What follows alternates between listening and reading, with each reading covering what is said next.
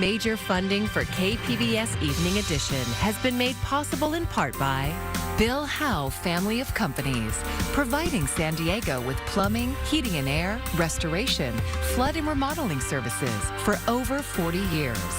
Call 1-800-BILL-HOWE or visit billhowe.com. And by the Conrad Prebys Foundation, Darlene Marco Shiley, and by the following.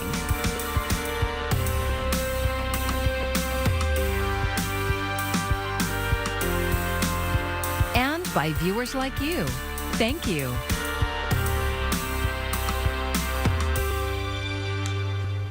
Day 2 of the nationwide healthcare strike is wrapping up with some signs of progress. Thanks for joining us. I'm Maya Trabulsi. About 4,500 employees have been picketing at Kaiser clinics and hospitals across San Diego County. And KPBS health reporter Matt Hoffman is live in La Mesa with the latest. Matt. Maya, these workers that you hear behind me striking means that there has been no deal yet between Kaiser Permanente and a coalition of unions. They've been on strike since Wednesday morning. Now, the latest we have from Kaiser is they're working with the union coalition to set up some new bargaining dates and still working hard to get all of this resolved. Yesterday, we did hear from Kaiser that there has been some progress, some tentative agreements made, but clearly not everything is settled yet. Now, we want to bring in Michael Ramey here. He's the president of Local 30. Michael, what can you tell us about how negotiations have been going and, if you guys can get this all resolved soon? Well, as far as how negotiations are going, I think the fact that we're out here on strike answers part of that question. But current bargaining stopped or took a break yesterday around noon. We are still stuck on some issues regarding our staffing crisis, outsourcing.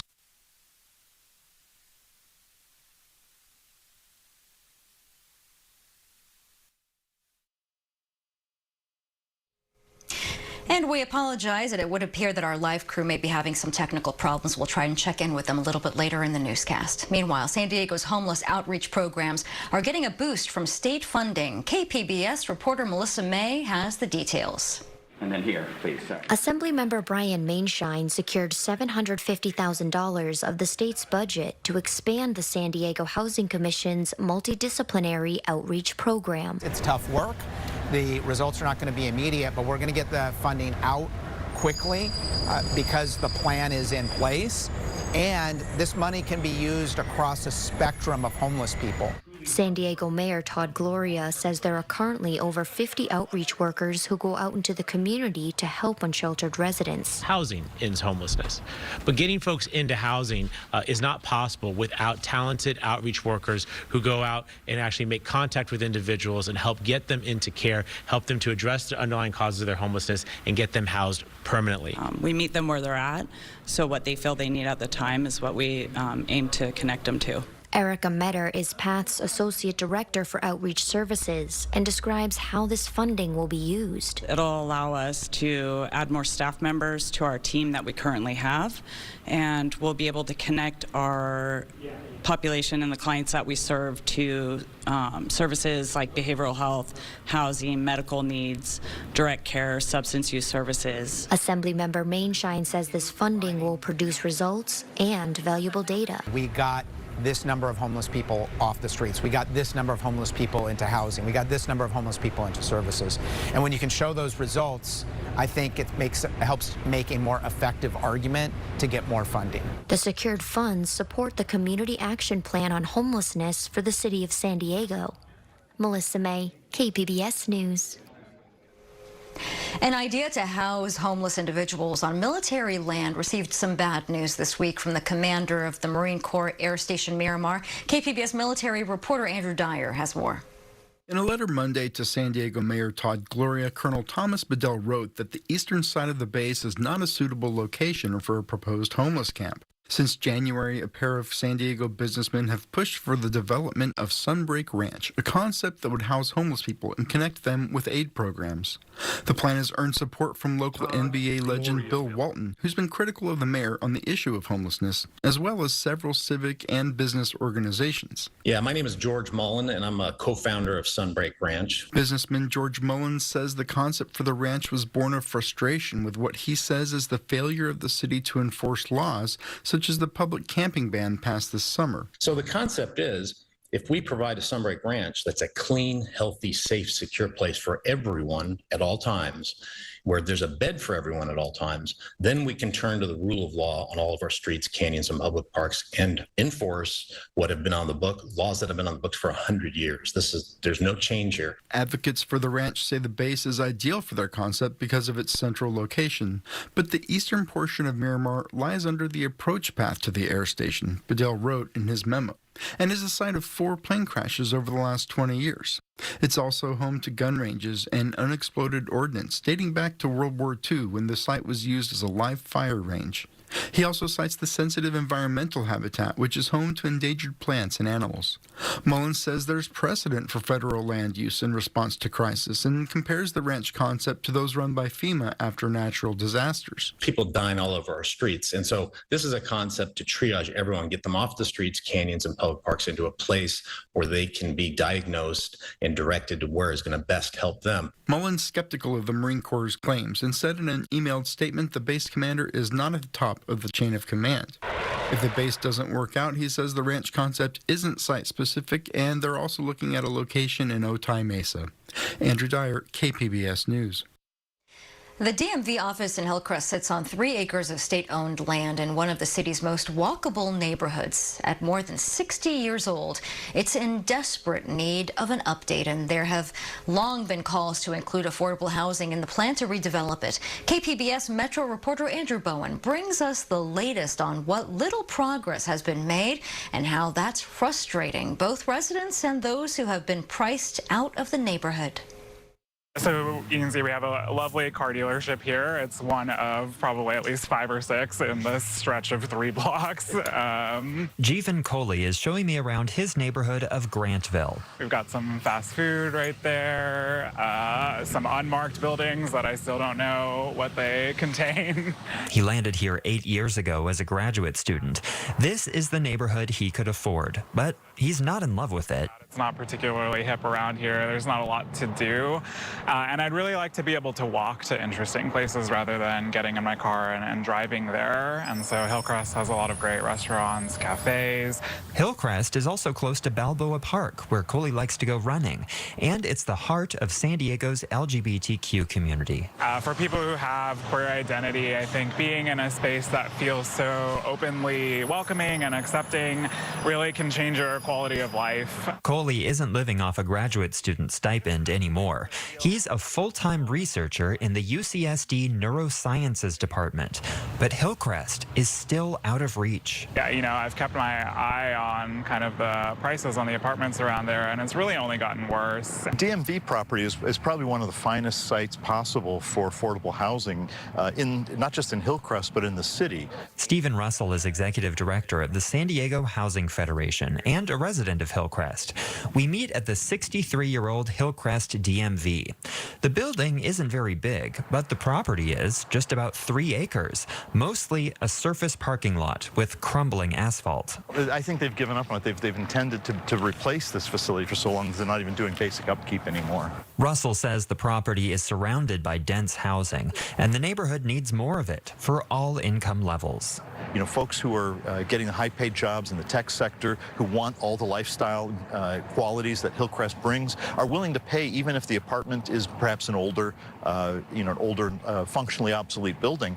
But given the choice, they would many times choose to live in something newer with more amenities and leave that unit on the market perhaps for someone who is lower income. The state knows this property needs replacement. One effort to build a mixed-use project here fell apart in 2012. Then in 2018, the DMV proposed a project with no housing and a 7-foot-tall wrought iron fence around the perimeter. The proposal was universally panned, and the DMV was told to start over and create a project with housing. You need to have a DMV facility somewhere here in central San Diego, and this still makes sense for that purpose. Chris Ward represents Hillcrest in the state assembly. He met with the DMV last year and says they promised to assess what they need in a new facility. Many of their services have moved online, so maybe they could get by with a smaller footprint.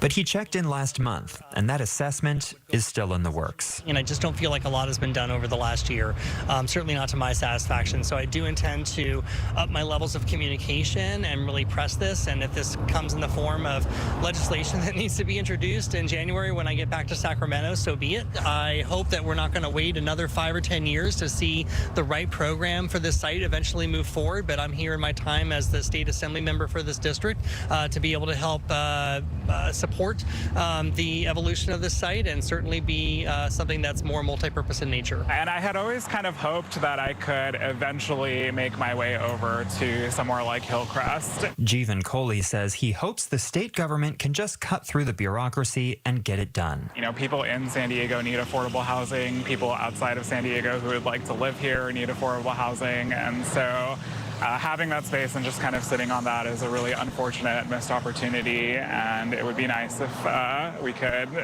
utilize that in one way or another. Andrew Bowen, KPBS News. Well, we have some quiet weather tonight, but we are dealing with a very warm weather pattern here. Sometimes in October, this is how we do it. We get that offshore early fall breeze that drives the warmth to the coast. So tonight, a little relief from the heat. 62 in San Diego, 51-degree load tonight into Mount Laguna, 63 Borrego Springs.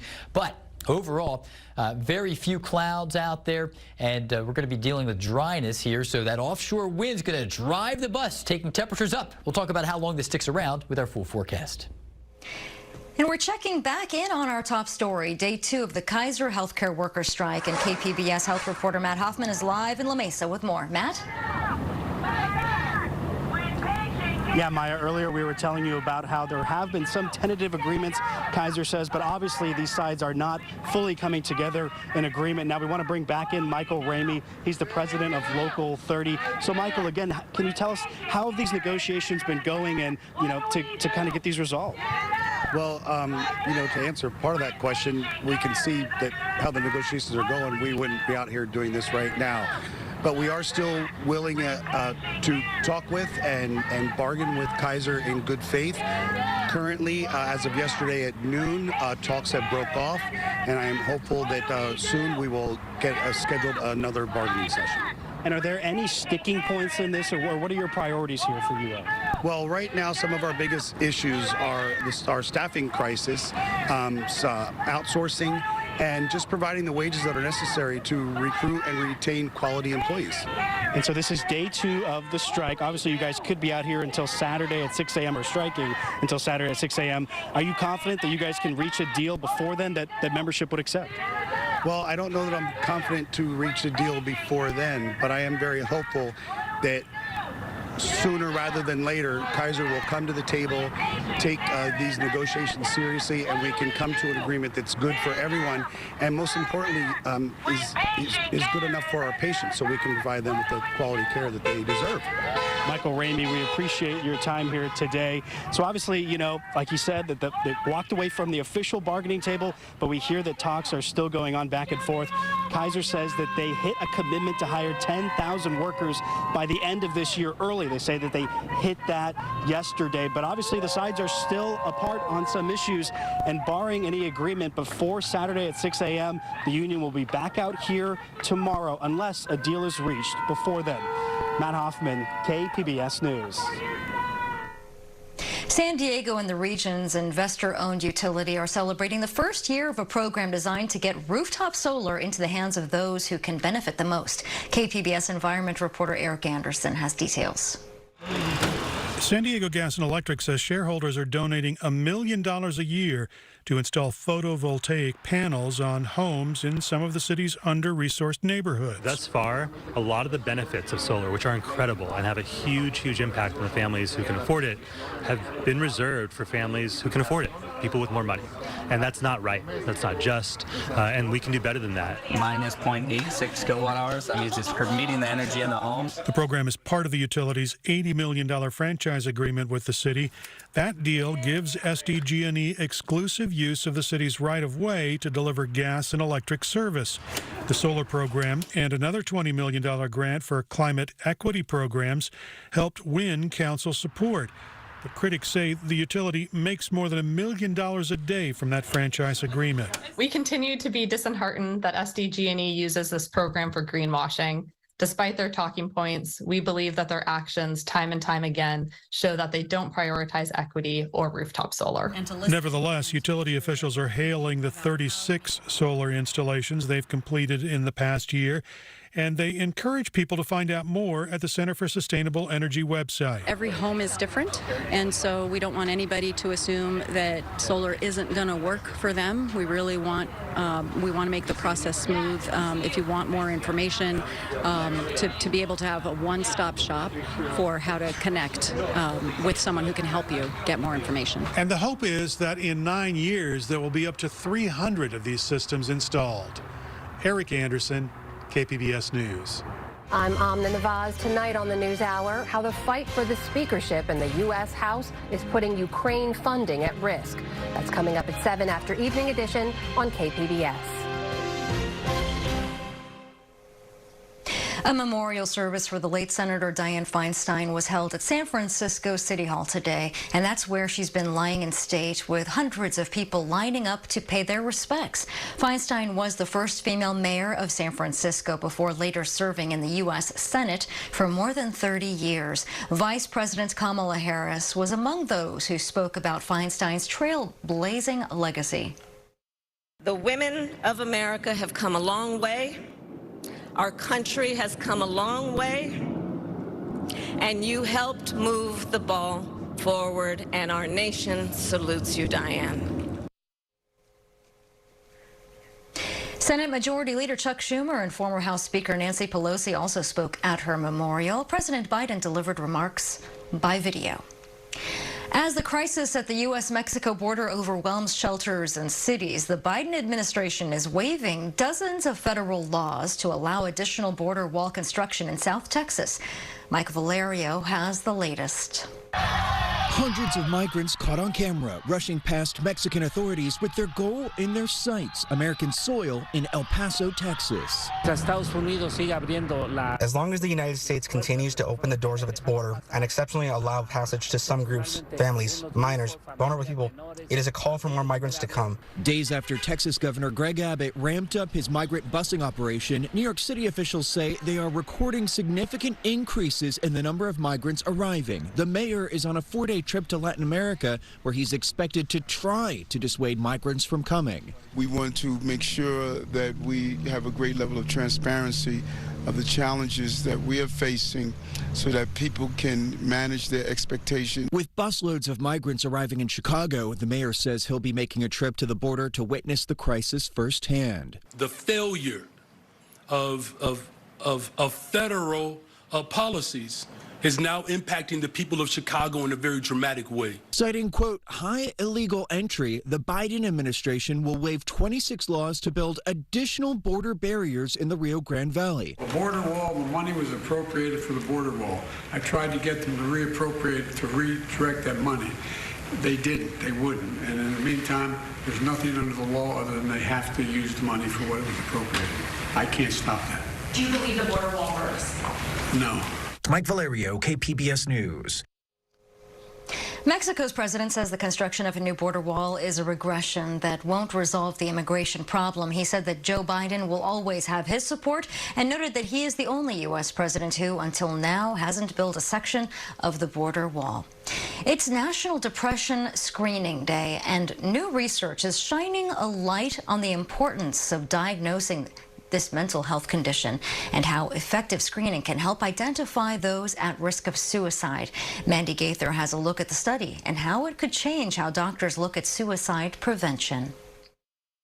It's one of the leading causes of death in the U.S. More people died from suicide last year than any other year on record, according to provisional data. One of the key aspects of preventing suicide is being able to identify individuals who are most vulnerable to attempting suicide. That's why Craig Bryan and his colleagues at the Ohio State College of Medicine and Wesleyan University started studying patient screening methods at primary care clinics. The researchers believe traditional screening for suicidal thoughts would be most effective at identifying which patients were most likely to attempt suicide. But that wasn't what they found. The key finding was that the most effective way to identify patients who would eventually attempt suicide was to screen them for depression. The researchers found that screening for depression correctly identified more patients who would go on to attempt suicide than traditional suicide screening. Primary care healthcare providers should really be focusing on identifying patients who have depression, and then that might serve as a gateway for determining who might need additional treatment and intervention to prevent suicide. For Health Minute, I'm Andy Gaither. Well, we are running very warm, if not hot, across the region, and a heat advisory remains in effect until 7 p.m. Friday. Friday's going to be just a smidge hotter than Thursday was. So, again, the peak of the heat is coming very soon. It's been breezy, especially in the canyons and passes. The winds will begin to back off just a little bit, but still there's enough of an offshore breeze to take the heat right up to the coast for the most part. And temperatures are going to be running 10 to 20 degrees above the historical averages. Some areas farther north will be close to daily record highs, up against some record heat in some spots, within 2 degrees or so. But here you can see that we're dealing with a heat advisory at Poway and also into Ramona and Alpine. So it's inland areas dealing with the most significant heat, and also the deserts, obviously, but the standards are a little lower for a heat advisory just inland from the coast. Tonight, we're on track for a low of 62 degrees. Not a whole lot of cloud cover near the coastline with this current setup, that offshore wind minimizing some of that coastal fog, at least for areas like San Diego. El Cajon, 95 degrees on Friday. If you want to escape the heat, either head into the water or head on to the mountains up into areas like Mount Laguna. A big climb there to 68 degrees in that area. Now, there will be big changes coming, and we're going to find some nice relief. So for the coast, 84 Friday, but we're going to shave 10 degrees off as we step into Tuesday. It'll be a really pleasant time. And into the inland areas where there are those heat advisories, 94. Hot weather out there, a few clouds, but more sun than anything else. And we drop down by 13 degrees to a high of 81 come Tuesday. Into the mountains we go. I mentioned it's a little breezy early in the forecast. The breeze will pick up again at the end of the forecast come Tuesday. But in the meantime, it's a pretty warm time, upper 60s. You're going to feel it a little bit if you're doing some serious hiking, but we're going to drop down to 59 degrees in the mountains to come Tuesday. And the deserts, this is where the heat is pretty pronounced. 99 degrees, flirting with 100 over the next 2 afternoons. Even Monday, still near 99. We find some relief with that breeze that brings a little cooling into Tuesday. For KPBS, I'm AccuWeather meteorologist Jeff Cornish. Well, grab your Mickey Mouse ears and the autograph book, because Disney is offering limited time deals for children between January 8th and March 10th. Disneyland is offering $50 tickets for children ages 3 to 9, and that's nearly half off of the usual price. These special price tickets go on sale on October 24th. Disney World also has a discount from March 3rd to June 30th. Tickets and dining plans are half off for children when families purchase a 4-night stay at the resort, and bookings open on November 4th. Well, Taylor Swift's economic impact is growing and spreading to movie theaters and sports world. Cinemark is hoping Swift will boost movie theaters with its latest announcement as the NFL gets a bump from the singer's rumored new beau. Cole Higgins has a look at how Swift is boosting the U.S. economy. From the Eras Tour to movie screens across the country and now to the NFL world, Taylor Swift is boosting the U.S. economy, with some analysts coining the effect Swiftonomics. I've been writing about Swiftonomics for almost a year now, ever since she announced the Eras Tour, and it seems like there's always something new to say. This week, Cinemark announcing ticket sales for Swift's 3-hour concert film are setting pre-sale records. Beyonce plans to do the same with her Renaissance World Tour, as both stars position themselves to pull movie theaters out of writer's strike doldrums. And analysts say, as eager fans spend money to see both stars, it's highlighting women's economic impact. When you think about the impact of Beyonce and Taylor Swift both, every city they go to is seeing an economic bump because women are staying in hotels. Remote working is allowing that. They're going to the hair salon. They're buying outfits on Amazon or wherever to get together. The Eras Tour alone could be considered a $5 billion GDP type tour. That's according to Sanjay Sharma, adjunct professor of finance at the University of Southern California, who says adding it all up is hard, but says the money stays in the U.S. and supports local economies. It's a new phenomenon. It's not even compared. Super Bowl doesn't compare to this. Meanwhile, Swift's rumored new relationship with NFL star Travis Kelce is breaking NFL viewership records and generating lots of buzz as the Taylor Swift effect spreads to football. Now it's NFL sales, it's a jersey sales. So it seems like at the end of the day, the big winner here is the U.S. economy and consumer spending. For Consumer Watch, I'm Cole Higgins. Well, Swift's Eras Tour concert film is scheduled to open on October 13th, and Beyonce's Renaissance World Tour expected to hit theaters in December. And here's a look at what we're working on for tomorrow in the KPBS newsroom. On NPR's Morning Edition, actor, bodybuilder, and former California Governor Arnold Schwarzenegger. Well, he's offering advice for living a successful life in his new book, Be Useful. And KPBS Roundtable is covering all things water, including the county's latest drought forecast and rate increases in the city of San Diego. And you can find tonight's stories on our website, kpbs.org. Thanks for joining us. I'm Maya Trabulsi. Good night. Major funding for KPBS Evening Edition has been made possible in part by Bill Howe Family of Companies, providing San Diego with plumbing, heating and air, restoration, flood and remodeling services for over 40 years. Call 1-800-BILL-HOWE or visit billhowe.com. And by the Conrad Prebys Foundation, Darlene Marco Shiley, and by the following.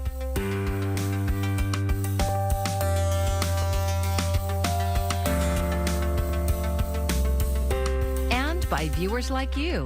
Thank you.